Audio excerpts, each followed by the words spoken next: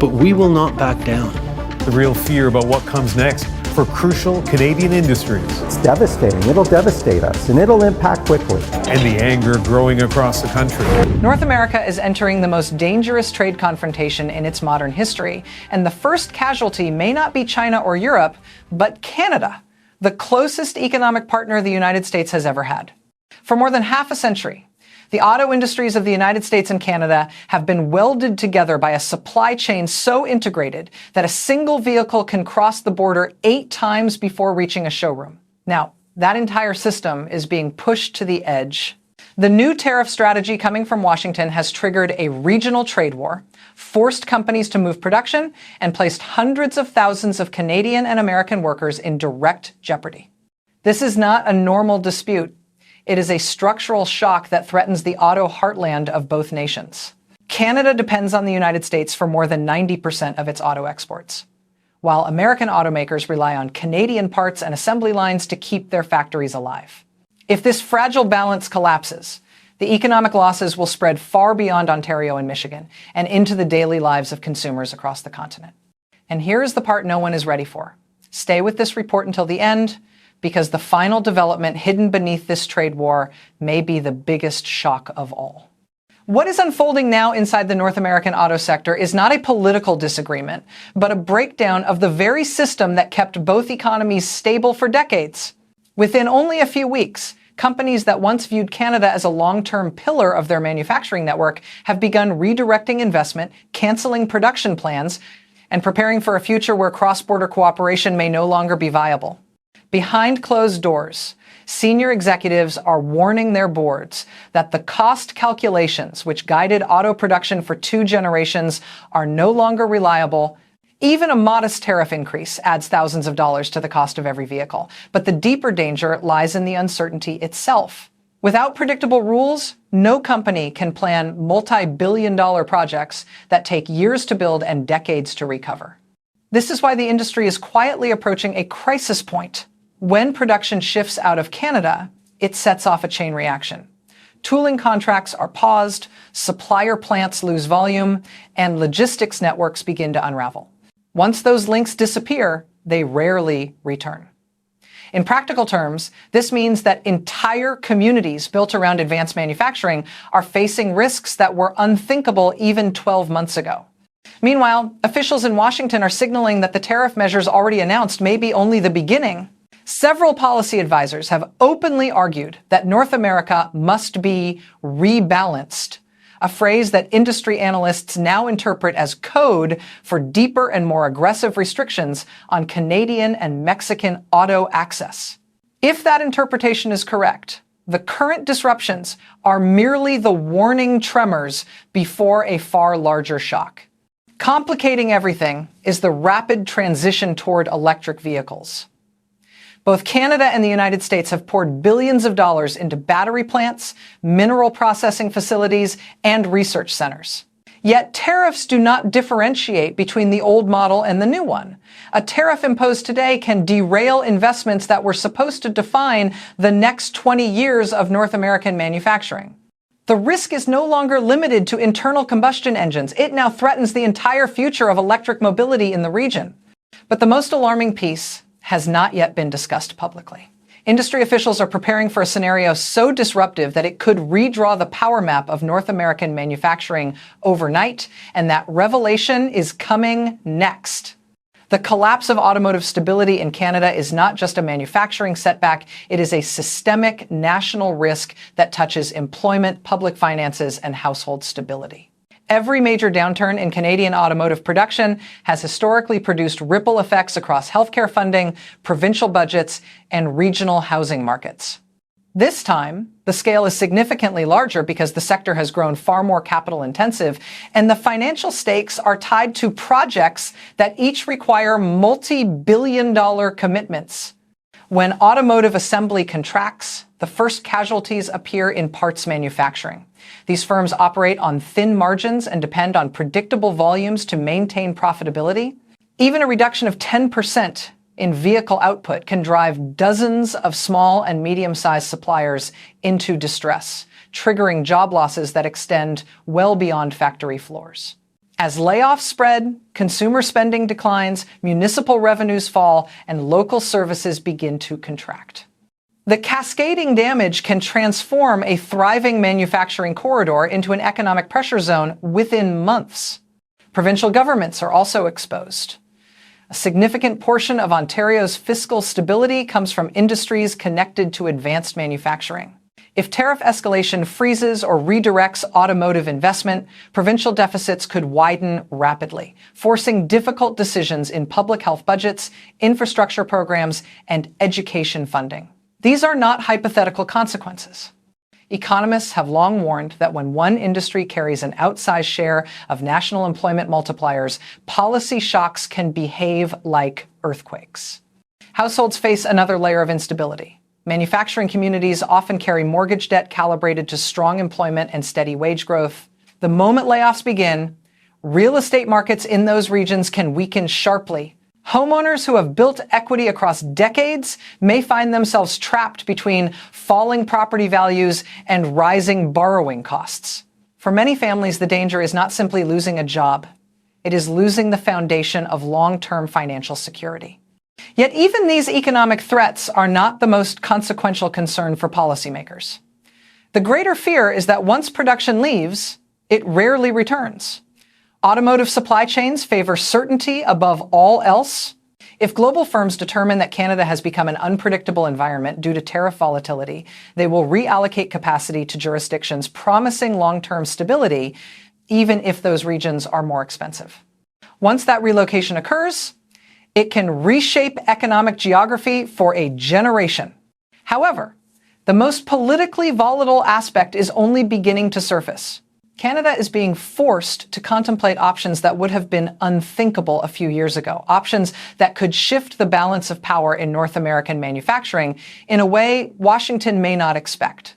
Although Washington appears confident that tariff pressure will strengthen domestic production, there is growing evidence that the United States is walking directly into a long-term strategic vulnerability.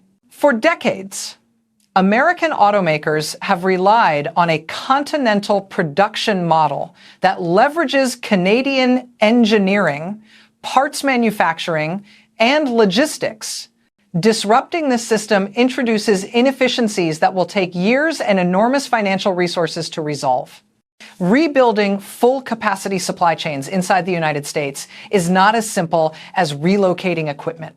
It requires a skilled labor force, specialized tooling companies, integrated logistics networks, and enormous upfront capital. Each new facility demands billions of dollars before even producing a single vehicle. The assumption that firms can simply pull out of Canada and replicate those operations in the United States fails to account for the time, cost, and instability generated during the transition. While political messaging may emphasize self-reliance, the economic reality is that forced reshoring can reduce competitiveness rather than enhance it. American consumers, particularly middle-aged and older, buyers who depend on pickup trucks and sport utility vehicles, face immediate consequences. Tariffs on imported components translate into higher sticker prices, increased financing costs, and reduced model availability.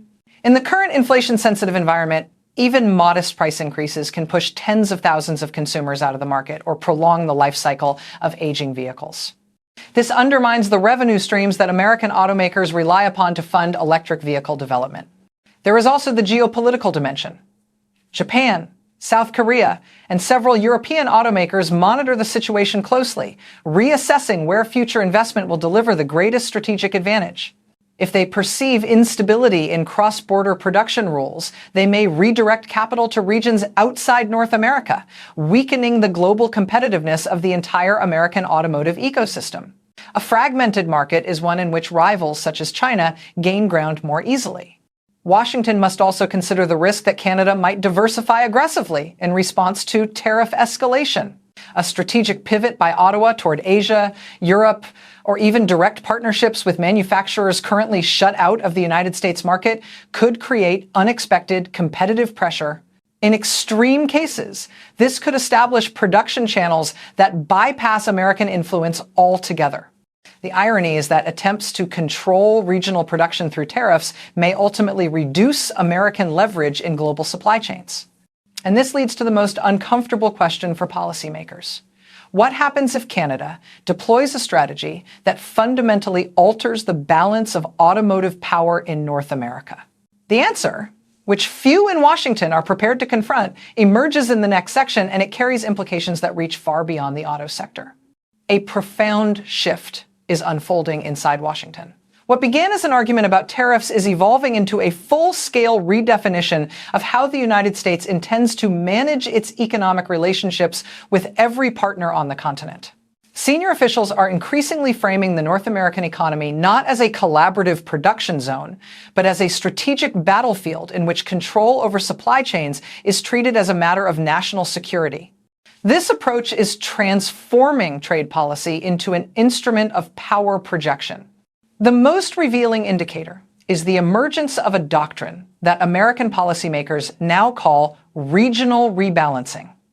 In public, the phrase sounds harmless.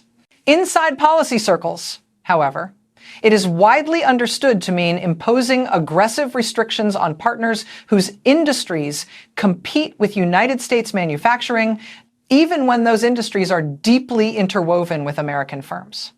Under this new logic, integration is no longer assumed to be mutually beneficial. It is seen as an arrangement that the United States must dominate to preserve its long-term industrial influence. This is why tariff escalation is not an isolated tactic. It is part of a broader push to tighten the terms of the United States-Mexico-Canada agreement, particularly its rules of origin requirements and its treatment of electric vehicle content.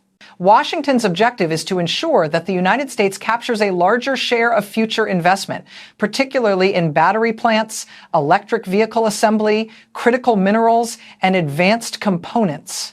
By raising the cost of cross-border production, the administration is attempting to channel investment back into American territory, regardless of the disruption inflicted on its neighbors.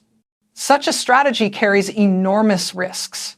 If Canada and Mexico perceive the renegotiation process as coercive rather than cooperative, they may begin to question whether the United States remains a dependable anchor for long-term industrial planning. That uncertainty discourages investment not only in Canada and Mexico, but also within the United States itself, as global firms hesitate to commit capital to a region where trade rules shift according to political cycles. Moreover, the aggressive posture toward North American partners is being closely monitored by global competitors. China, South Korea, Japan, and the European Union are drawing their own conclusions about the reliability of the United States as a trade ally. If major international producers come to believe that Washington's policies will remain unpredictable, they may accelerate their investments elsewhere, weakening North America's position in the global automotive hierarchy. Yet even these geopolitical implications do not capture the full magnitude of what is approaching. A scenario is developing that Washington has quietly feared for years, a scenario in which Canada may use its own strategic leverage in ways that could fundamentally alter the competitive landscape of the 21st century auto industry. Major automotive nations are dissecting every policy shift in North America. Japan's leading manufacturers view the current instability with deep concern. Their operations in Canada and the United States depend on long-term supply chain certainty, and any fracturing of continental integration threatens to erode the cost advantages they have developed over decades. Japanese executives are already evaluating contingency strategies, including relocating future electric vehicle and battery investments towards Southeast Asia or Europe if political volatility continues. European firms are navigating the situation from a different angle. The European Union is engaged in its own trade disputes with China and faces mounting pressure to protect domestic producers from a surge of competitively priced electric vehicles. For European automakers, North America has always served as an essential diversification market. But if trade barriers multiply and regional rules become unpredictable, Europe may no longer treat the United States as a secure destination for next-generation capacity. The continent is already sensitive to the high cost of compliance with United States industrial policies, and escalating tariffs could push new investments elsewhere. Then there is China, the most disruptive force in the global automotive industry.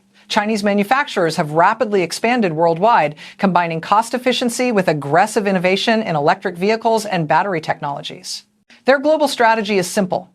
Enter markets where incumbents are distracted, fragmented, or vulnerable. North America is now beginning to resemble exactly that type of environment. For years, Washington has feared that if Canada feels cornered, it might consider deepening industrial cooperation with Chinese manufacturers, offering them a gateway into North America through Canadian soil. Such an alignment would be politically explosive. It would allow Canada to attract billions of dollars in new investment, secure affordable electric vehicles for consumers, and strengthen its green transition goals. But from Washington's perspective, it would represent a strategic breach, one that challenges American dominance over the continent's industrial future. Tariffs could escalate further. Trade tensions could harden into long-term hostility. And the delicate balance underpinning North American manufacturing could fracture beyond repair. This threat, the possibility that Canada may activate a partner the United States views as its primary global competitor, is the unspoken risk overshadowing the entire trade confrontation. And the next section reveals the scenario that could turn that risk into a continental shockwave. The policy community in both countries is now modeling two broad scenarios. The first is a controlled settlement in which Washington and Ottawa negotiate a new framework that prevents a total breakdown of the auto relationship. Such a framework would not restore the status quo. Instead, it would realign the terms of cooperation so that the United States captures a larger share of future investment while Canada accepts narrower industrial space. In practice, this would resemble a 21st century version of the old managed trade model. Highly conditional access, strict content requirements, and a hierarchy of production that elevates American plants above all others. For Canada, the advantage of such an arrangement is survival. Production would not be wiped out, but it would become more dependent on annual political decisions in Washington. The risk is that Canada would lose control over the trajectory of its own industrial base, creating a long-term vulnerability that could resurface every election cycle. Policymakers in Ottawa understand this clearly, but they also recognize that rejecting such a deal outright could accelerate economic losses that the public is not prepared to absorb. The second scenario is drift a long-term regional divergence in which Canada slowly reorients parts of its manufacturing sector toward partners outside the continent. This shift would not be ideological. It would be a defensive adaptation to preserve jobs, attract investment, and reduce exposure to a politically volatile United States market. Canada could deepen ties with the European Union, fast-track agreements in Asia, and form bilateral arrangements with countries seeking stable electric vehicle supply lines. Over time, this would reshape trade flows and dilute the centrality of the United States in Canada's industrial planning. Both of these scenarios carry significant costs. A managed settlement secures continuity, but at the price of sovereignty. A strategic drift provides autonomy, but threatens output, employment, and fiscal stability in the short term. Neither scenario resolves the most dangerous question. What happens if the United States continues to escalate, leaving Canada with no acceptable compromise? The answer leads directly to the twist that officials in both capitals have been trying to avoid discussing publicly. If tariff pressure intensifies and negotiations collapse, Canada possesses a last resort strategy that could transform the continental auto landscape in a single political cycle. This strategy is built on a simple reality. The fastest growing automotive power in the world today is not the United States, Japan, or Germany, but China. Chinese manufacturers have already overtaken every major competitor in global electric vehicle exports, and they are aggressively searching for advanced economies willing to host production facilities. For now, Canada has aligned its tariff policy with Washington, imposing severe duties on Chinese electric vehicles. But this alignment is not permanent. Should Ottawa conclude that the United States intends to eliminate Canadian automotive competitiveness rather than renegotiate it, the political calculus could shift rapidly. Canada could lower or suspend its punitive duties and offer Chinese firms a direct path into the North American market through Canadian assembly plants, Canadian battery operations, and Canadian mineral supply agreements. The implications would be dramatic. Canada would gain immediate investment, rapid electric vehicle deployment, and leverage over a portion of the global industry that is innovating at extraordinary speed. But for Washington, this move would be viewed as a direct challenge to American strategic dominance. It would introduce a competitor that the United States has tried for years to keep out of its market, and it would undermine the entire logic of tariff escalation. The political reaction inside the United States would be swift and intense, potentially triggering a multi-front confrontation that extends far beyond the auto sector. And here is the part that makes this twist so destabilizing. The conditions that could push Canada toward this outcome are already emerging. If the current trajectory continues, the continent may be approaching a turning point that neither government is prepared to manage, a turning point that will be revealed in the final section. The trajectory now facing North America is no longer a debate about tariffs or a disagreement over industrial policy. It is a test of whether the continent's most important economic partnership can survive a moment of profound strategic tension. Canada is being forced to confront choices that once seemed unimaginable, while the United States is discovering that even a superpower cannot reshape a tightly connected industry without triggering consequences that reach every assembly line and every household budget. What happens next will determine far more than the fate of a single sector. The stability of regional supply chains, the competitiveness of American and Canadian workers, and the future of electric vehicle leadership all hang in the balance. If the current escalation continues, the next phase of this confrontation may redefine how power, production, and prosperity are distributed across the continent. And there is one final question that policymakers in Washington cannot avoid. Is this aggressive strategy a bold path toward rebuilding American strength, or a costly miscalculation that could weaken both the United States and Canada for an entire generation? For viewers who want clear, fact-based coverage of global trade, geopolitical risk, and the shifting future of the North American economy, the next report, the next development may be even more consequential than the one you heard today.